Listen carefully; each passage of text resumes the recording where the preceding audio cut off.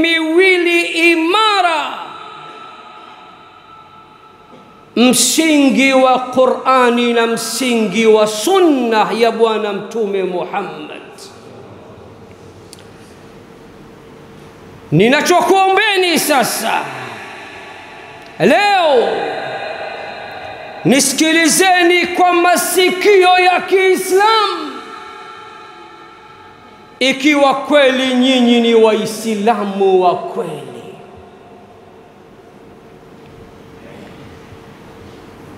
Allah ndani ya Suratul Nur